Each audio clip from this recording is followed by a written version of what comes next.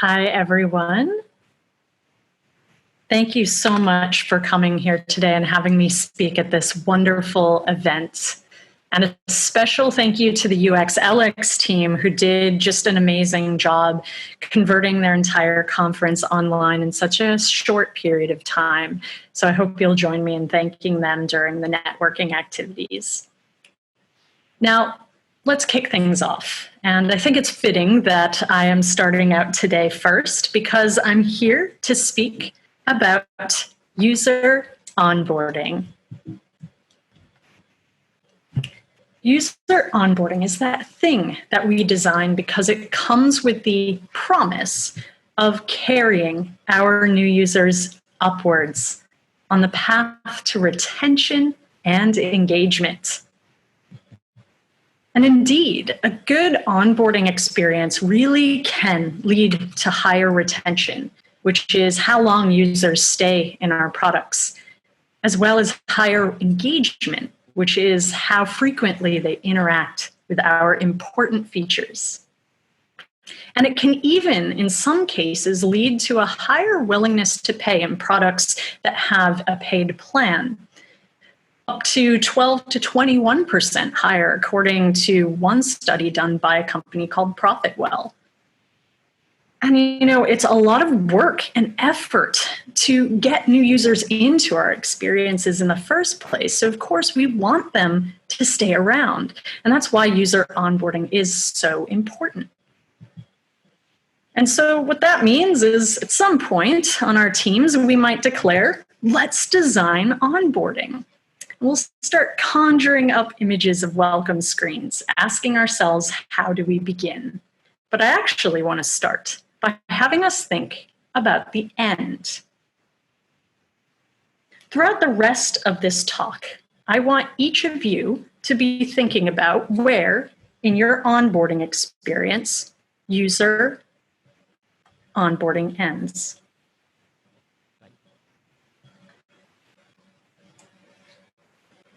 And while you think about that question, I'll share with you where I used to think onboarding ended. See, I used to think it ended with a screen like this. Something that says, you're all set. Something that appears at the end of a setup wizard or another app that's been installed.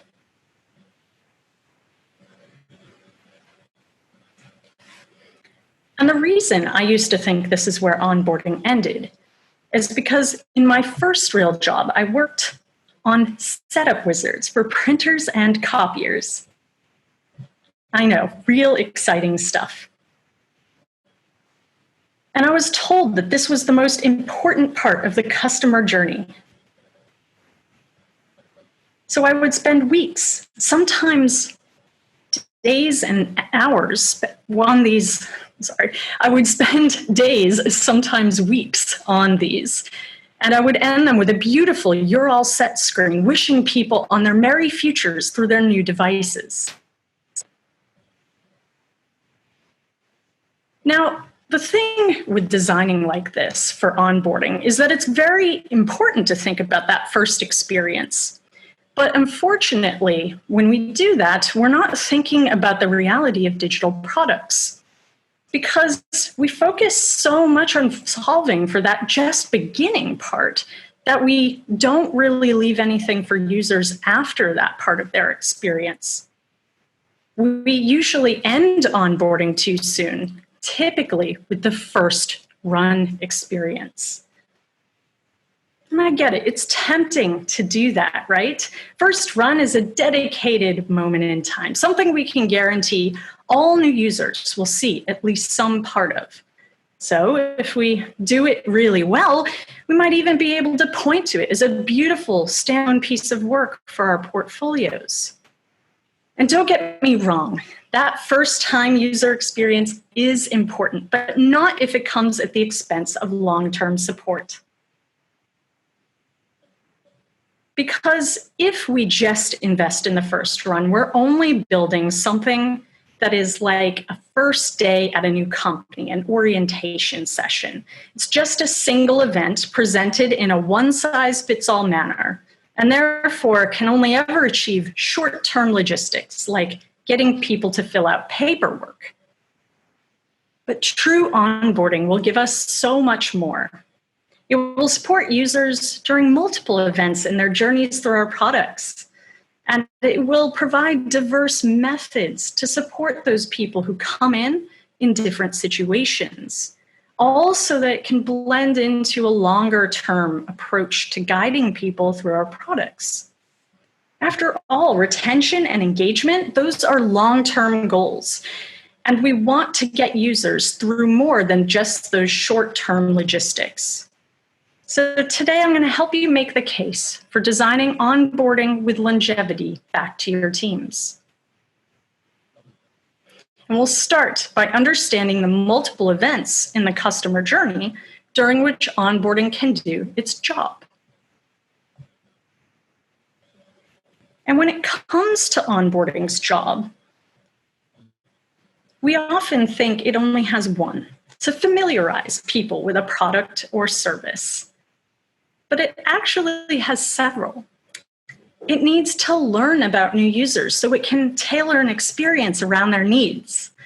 And it needs to often convert them to get folks to make a commitment in the product, such as to sign up for something or to pay for something.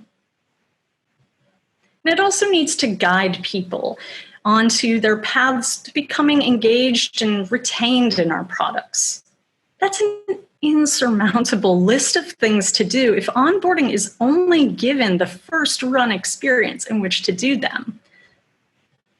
And it's not only hard to try and fit onboarding into first run, but it might actually be the wrong timing for it in general. One study done by Quetra and Ankit Jain revealed that in Android apps, days 3 through 7 were the ones when users were actually deciding whether to delete an app or not. So we really need to break onboarding out of that narrow window of first run so that it can help users later on in their experiences when they're making more important decisions than they might be making during that very narrow window. So let me share an example of one product doing just that. Here's how Airtasker, a platform for people to post and apply for freelance tasks, onboards users beyond the first run. It starts by providing a rich landing page experience aimed at familiarizing new users with the platform. This includes them sharing the categories of tasks that people can apply for or post themselves. Also gives them information about the process of interacting with Airtasker, and even gives examples of real people in the community to start building trust. And perhaps one of the best ways that Airtasker familiarizes people with its service is by allowing them to explore active tasks nearby. They can jump into the details of any task in action, especially a task that might be very similar to ones they're interested in, so that they can start to get familiar with how the product works in the context of real content. Now, while some people might be ready during their first run experience to make a commitment and sign up for this platform, Airtasker understands that not everyone will be ready to do this right away. So they have some things in place so that they can stay engaged with new users without asking them to make such big commitments. For example, someone who's interested in tasks like this one can follow a task. And this allows them to get updates as it runs its course, and they can sort of see how things work as things play out. And this also gives the product the opportunity to start learning about the new user's goals so that it can provide a more tailored and meaningful experience as it follows up with them throughout the course of this task.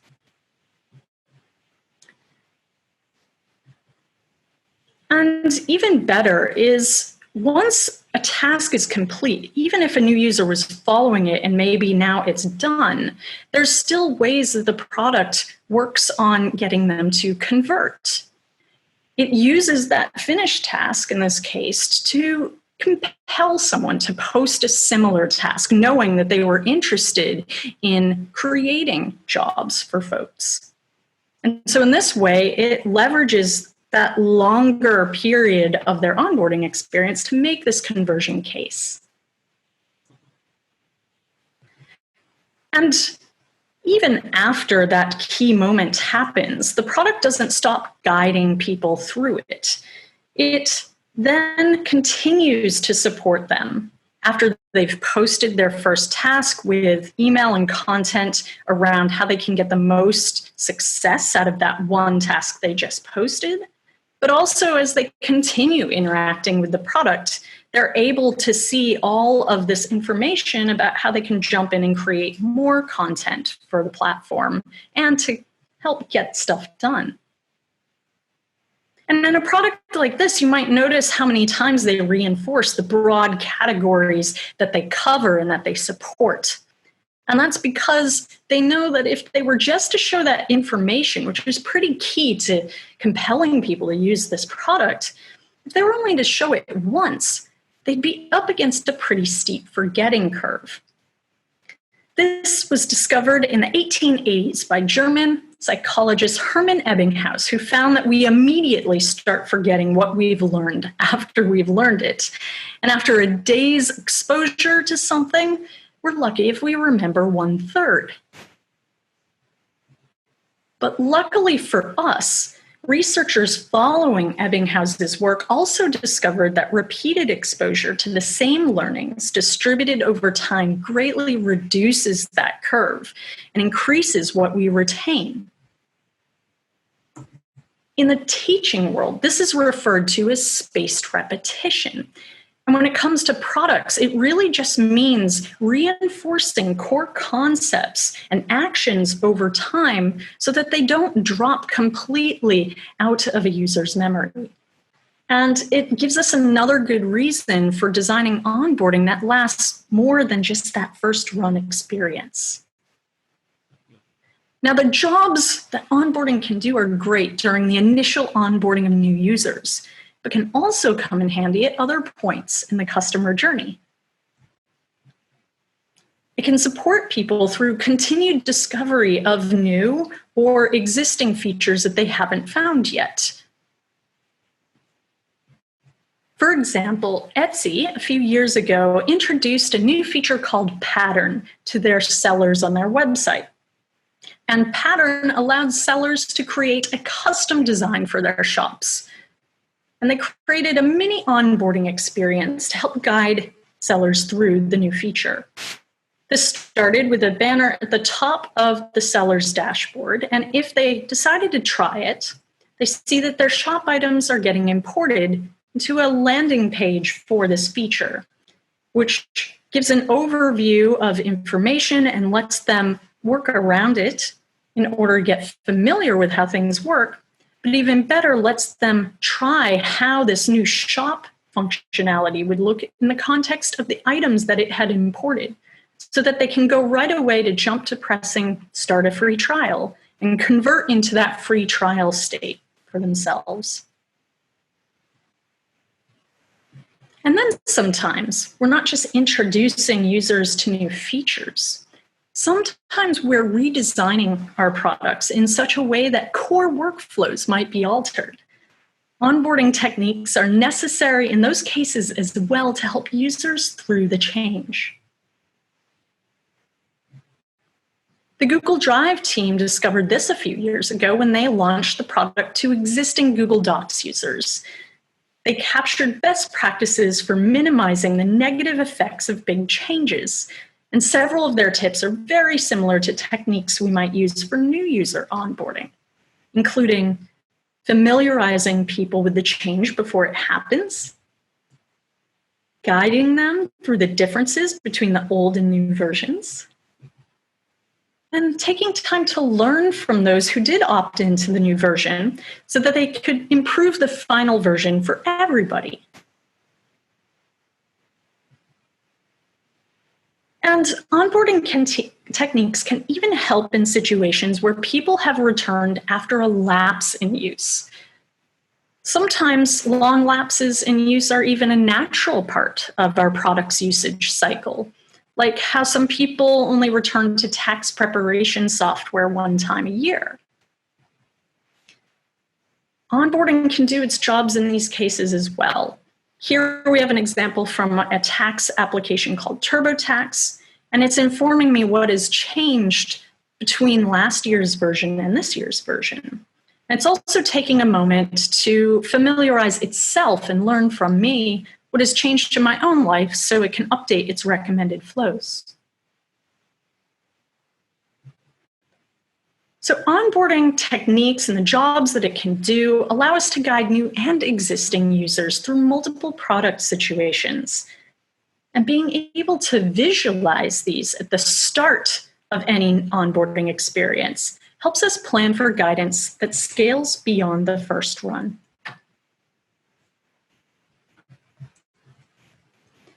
Now, planning to support these multiple events across the customer journey is just one part of designing true onboarding. But we also need to design it to accommodate users who are in different situations with a set of diverse methods. And that's because onboarding is not a fixed path that will be followed the same way by every person. You might design something that perfectly goes from point A to point B, but you'll quickly find that person 1 needs more support than you planned for, that person 2 breezes right through, and that person 3 maybe takes a roundabout approach to things. And that's okay. These paths will naturally vary because of different user expectations, backgrounds, and even how they need to take in new information depending on whatever situation they're currently in. And while it might sound like I'm telling you we now have to pick a specific onboarding experience for every user and figure out exactly what they need, that's not actually what we need to do. Because according to experts in the teaching world, like Linda Nilsson, people just learn new material best if you can have them encounter it multiple times and through multiple modalities. That makes things easier for us because we don't have to spend a lot of time trying to find the one perfect onboarding experience that will solve everything, because it doesn't exist. Instead, it just means we need to invest in creating a bit of a toolkit to suit those users in different situations. Putting together a sense of a couple different approaches we can sprinkle throughout our products helps us build something that is just that much more supportive of users in different situations. And it will also make an onboarding experience more accessible, because it offers a series of backup solutions if someone doesn't quite do exactly what you planned. Because if someone misses or otherwise ignores one piece of guidance in your onboarding experience, it will be available for them in a different form if you have more than one way to provide it. And the best way to think about doing this is to create a balance toolkit, because chances are you can think about many different things that you can start grabbing to diversify your toolkit, but you don't want to just do that without thinking through how you are going to distribute them across your experience for the best result. I tend to think about this distribution by thinking about 3 groups of guidance. Defaults, the stuff that's foundational, then supplemental stuff, and then overt stuff, things that are a bit more direct. Let me go through each of these 3 sections with some examples so that you can start thinking about how to plan a balanced toolkit. Now, the defaults are what form the foundation of any good onboarding experience. See, too often teams treat onboarding like it's this extra thing, but really everything starts at the core experience as well as in any initial states that new users encounter. Now, all of this in the defaults often starts by investing in a good content and information architecture to your product. How you organize information, how someone can navigate that information, the words you use and the content you prioritize, all of that goes a long way in explaining how things work. And the best thing with investing in good defaults is that it means you're supporting new and existing users equally well. Now, sometimes there are going to be default states, which we often call empty states, that new users specifically encounter until they create content or do tasks. Here we see an example of an empty state being handled well by a medical chat assistant. And it's asking a question, and instead of showing the user a free-form text entry field that they have to make up a response for, it gives them 3 preset suggestions on how they could respond. And not only does this make things a bit quicker for this new user, but it gives them a sense of the kinds of things that this product can respond to. So it's also educating in this implicit way. Helpful empty states can also come in the form of default content that you put in as well. Here we see an email app called Zoho Mail. Someone has just created a new email account in it, and instead of having an empty inbox, it has a welcome message. This welcome message contains some helpful content for how to go around the website, but also just allows someone to get a sense for how things will work, and they can try things out on a real message until they get messages of their own. And that raises another element of having good defaults, which is having good help content or support. Because we might try to proactively anticipate what kind of help our new users need, but we will miss something because people often have niche questions. And so having a place they know they can go to should they ever have deeper questions they need to ask or get resolved, that will be really helpful for those new users that experience any issues. And ideally, you have that accessible from a very visible location to folks. And default settings can also be powerful. In one study done by Jared Spool on users of desktop computers, he found that less than 5% of people ever changed their default settings. So if you pick the right defaults, you're really setting people up for success. But if you're picking the wrong ones, you can set them up for failure. And it's very hard for any additional layers of onboarding guidance to solve that if there's a problem at the core. Now, after you've established a good set of defaults, then you can start building in additional techniques to handle special cases or things that are very specific to new users. And that's how we move to the second layer of guidance, the supplemental layer. This is where I group UI elements and techniques that are lightweight, additive, and generally non-disruptive. Supplemental guidance can include inline guidance. This is when we embed or weave temporary guidance into the flow of surrounding content. Here we see an example from Instagram. It's introducing a new story feature, and instead of popping something up, it just embeds a little element into the stories list. If the user interacts with it, it opens a story that acts like any other, and then it dismisses and goes away. And this is much better than interrupting someone who just wanted to read their feed. This can also be a method used in other areas with cards or to get folks to interact with a feature that perhaps they didn't interact with earlier.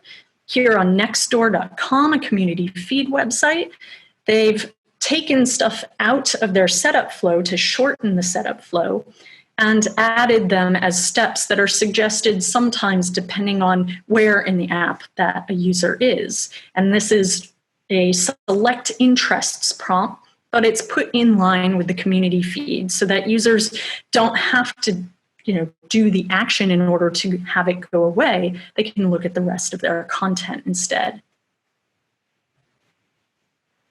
Reactive hints are another form of supplemental guidance. We're seeing a reactive hint here from Google Drive. What's happening is someone is dragging files from their desktop to the web client, and a little hint appears at the bottom of the screen, letting them know that as soon as they release those files, they'll be uploaded to the folder in view.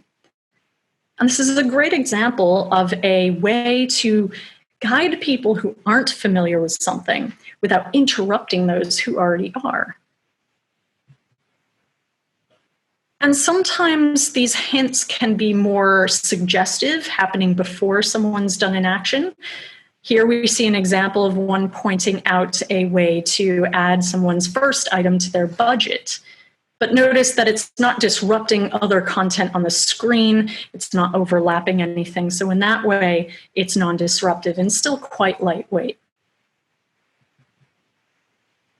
And finally, for the supplemental category, highlights and badges also fit into this. Here on Etsy, we see that they've added a new badge to call out a new feature they've added to their default navigation menu.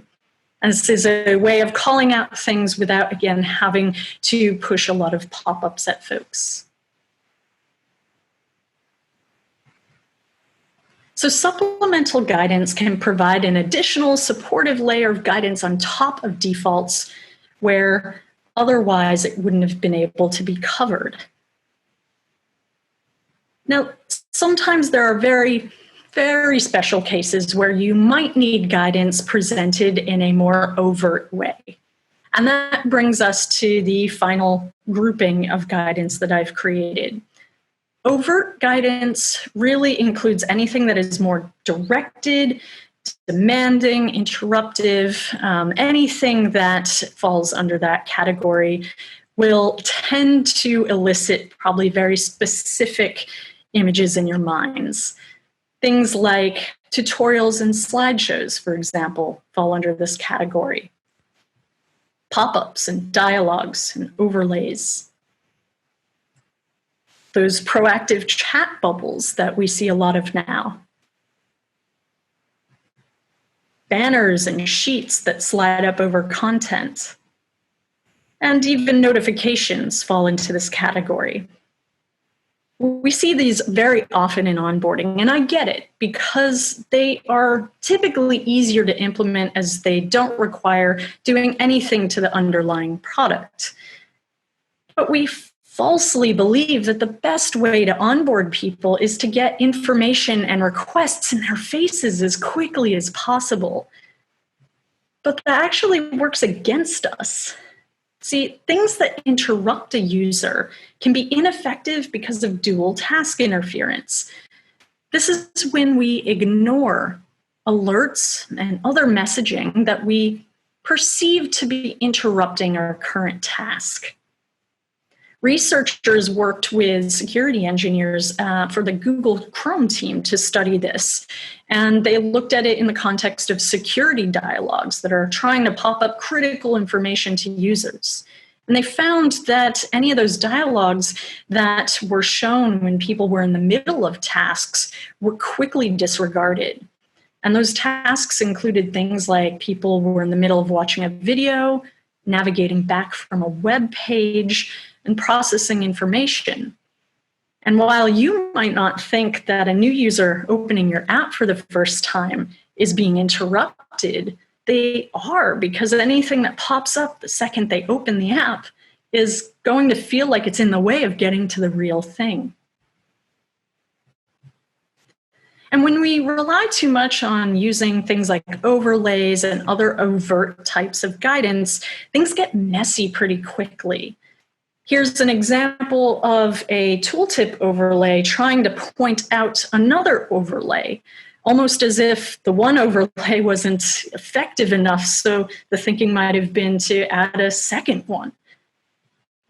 And this takes up a very good portion of the screen. And in this case, we're looking at just one example of when overlays collide. Here we've got a chat pop-up blocking a cookies banner at the bottom. And these things don't happen because we design them to happen like this. Chances are each of these were designed independently, but because they're overlays and not thinking about how they interact with the underlying content, they risk these collisions. The more overlays and overt guidance you have, the more risk there is of this hard to maintain mess being created in your products. This doesn't mean that there's no time and place to use overt guidance. It just must be timed well and used sparingly. In the earlier study I referenced with the security dialogues, those dialogues were actually paid more attention when they appeared in natural pauses between tasks. And another way to have them be effective at transmitting information to people can be to show them in direct response to user intent and action. We're seeing an example of that here with this mute informational dialogue. When Twitter added the mute action to its feature set, it didn't proactively announce it with this dialogue. Instead, it waited for a user to press mute for the first time. And then this dialogue appeared the very first time, letting them know what this feature did, how they could unmute later, and just checking that they definitely want to continue muting that person in case they didn't know what that action did. And then on subsequent uses of the icon, it didn't actually show this dialogue. It just made the action happen. And so if we time these well and use these sparingly, things will get a bit better. So creating a balanced toolkit means thinking about how we distribute the guidance, not just diversifying it, relying more on our defaults, then a little less on supplemental guidance, and then much less on overt guidance, so that when that overt guidance is used, it's much more effective and powerful.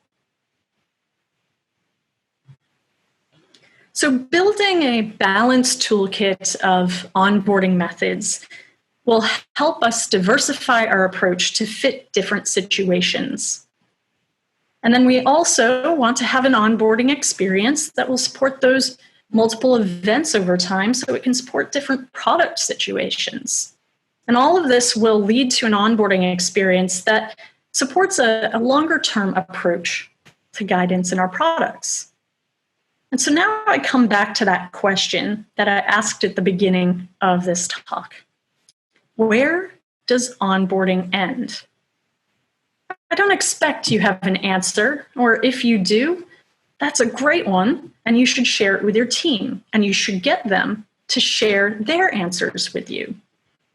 Because I bet you find that everyone has a slightly different definition of when onboarding ends. It will spark conversation and maybe debate. And you might find that this has to be different between products and different users in a product. And you embrace those differences because that opens up a conversation about why. You can't just design an onboarding experience for the first run, but why you have to design onboarding so that it carries your users for the long run. Thank you very much for your time today.